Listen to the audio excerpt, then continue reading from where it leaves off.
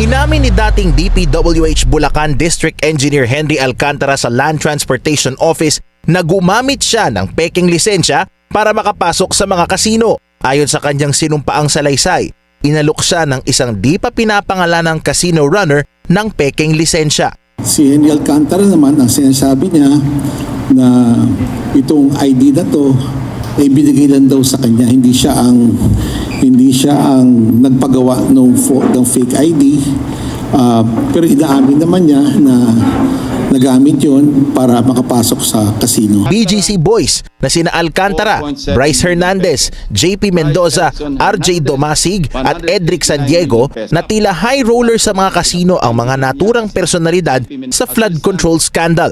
Habang umamin si Alcantara, itinanggi naman ni Hernandez, Domasig, Mendoza at San Diego na gumamit sila ng pekeng lisensya, hitimo ng mga driver's license.